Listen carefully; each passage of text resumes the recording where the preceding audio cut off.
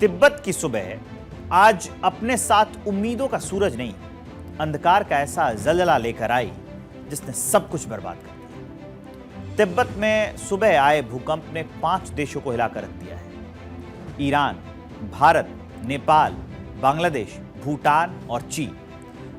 तिब्बत में सुबह खिल चुकी थी। नई उम्मीदों के तिब्बत के लोग अपने अपने काम पर जाने की तैयारी कर रहे थे। माएँ बच्चों को स्कूल ले जाने के लिए तैयार कर रही थी, लेकिन जैसे ही घड़ी की सुई 9:05 पर पहुंची, तिब्बत की जमीन हिलने लगी। इससे पहले कोई कुछ समझ पाता, जमीन ने तिब्बत को दबोच लिया और भूकंप लोगों पर मौत बनकर टूट पड़ी। तिब्बत में चारों तरफ चीख पुकार मचने लगी। लोग जान बचाने के लिए भागने लगे। जो जहां खड़ा था वहां से भाग खड़ा हुआ भूकंप से जान बचाने के लिए, लेकिन जलजला लोगों के लिए कंधों पर मौत बनकर बैठ गया था।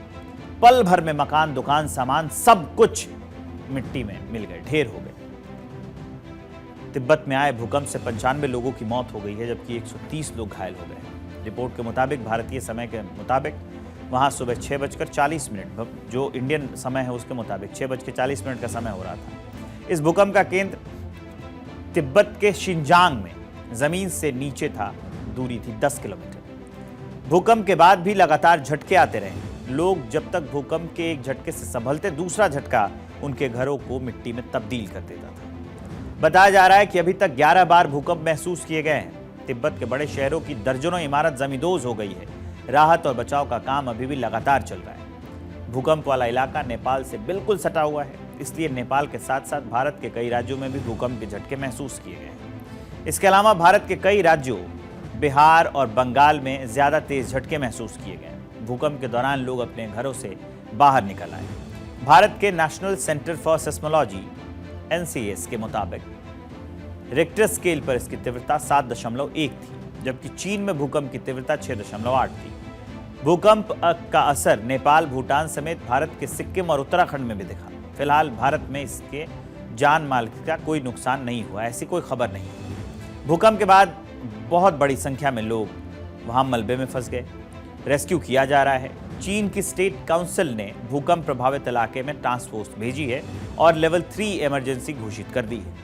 लेवल 3 की इमरजेंसी तब डिक्लेयर की जाती है जब दुर्घटना इतनी बड़ी हो कि लोकल एडमिनिस्ट्रेशन और स्टेट की सरकार उससे निपट नहीं सके। ऐसे हालात में सेंटर अपनी तरफ से तत्काल मदद भेजती है। भूकंप से नुकसान का आकलन करने के लिए तिब्बत प्रशासन इलाके में लोगों से संपर्क कर रहा है। भूकंप के झटके इतने तेज थे कि 400 किलोमीटर दूर नेपाल की राजधानी काठमांडू में इसका असर महसूस किया गया। आज का भूकंप पिछले 5 साल में 200 किलोमीटर के दायरे में दर्ज किया गया सबसे शक्तिशाली भूकंप था। तिब्बत में 3 घंटे में 50 बार धरती कांपी, जिससे 1000 घर तबाह हो गए। भूकंप का असर नेपाल, भूटान समेत भारत के सिक्किम, उत्तराखंड में भी दिखा। लोगों को घरों से बाहर भागते हुए देखा गया। दिल्ली, NCR में, बिहार में और पश्चिम बंगाल में मंगलवार की सुबह भूकंप के झटके महसूस किए गए। बिहार के कई जिलों में तेज भूकंप के झटके महसूस किए गए। बिहार में सुबह करीब 6:30 बजे भूकंप के झटके महसूस हुए थे।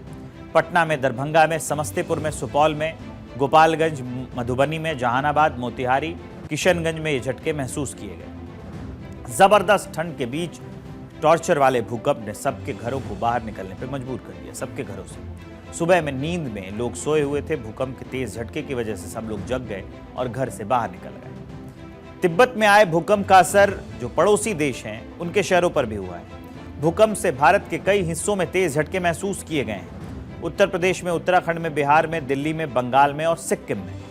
भूकंप की तीव्रता को रिक्टर स्केल पर मापा जाता है, जो 1 से 9 तक के स्तर पर होता है। जहां से जो तरंगे निकलती हैं वो भूकंप का एपिसेंटर कहलाता है और वहीं से सबसे अधिक कंपन होता है। जैसे जैसे ये तरंगे फैलती हैं, उनकी आवृत्ति कम होती जाती है। आइए रिक्टर स्केल से समझ लेते हैं कि भूकंप से किस तरह के स्केल पर कितनी तबाही मचती है। 2 से 2.9 अगर रिक्टर स्केल पर इसकी तीव्रता मापी जाती है तो हल्का कंपन महसूस होगा।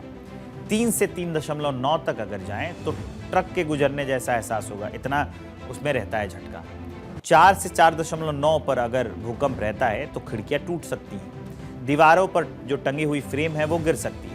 आगे बढ़ते हैं। 5 से 5.9 तक की अगर रीडिंग है वो रहती है रिक्टर स्केल पर, तो जो फर्नीचर हैं घर में रखे हुए वो हिलते हैं। 6 से 6.9 अगर रेटिंग रहती है तो इमारतों की नींव जो है वो दरक जाती है।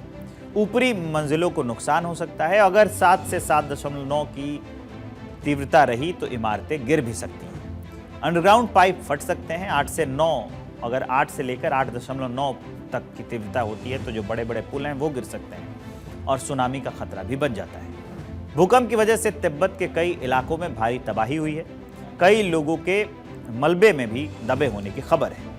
भूकंप से कई मकान पूरी तरह से जमींदोज हो गए हैं, जिन्हें रेस्क्यू ऑपरेशन कर निकालने की कोशिश की जा रही है। भूकंप के बाद लोगों में दहशत का माहौल है।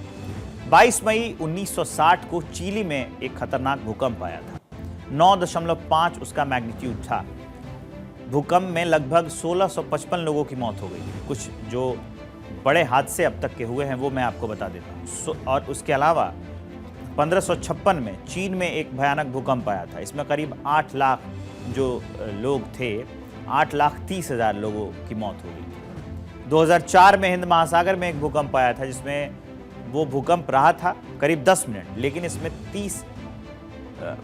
3 लाख लोगों की मौत हुई थी। भूकंप भारत समेत दक्षिण पूर्वी एशिया के 10 देशों में महसूस हुआ था। ये एक पूरा आंकड़ा है जिससे पता चलता है कि अब तक के जो भूकंप हैं वो हमेशा विनाशकारी ही रहे हैं, अगर उनका मैग्नीट्यूड जो उनकी रीडिंग है रेक्टर स्केल पर ज़्यादा होती है। अब की बार का जो भूकंप है वो मुख्य रूप से तिब्बत में ही महसूस किया गया।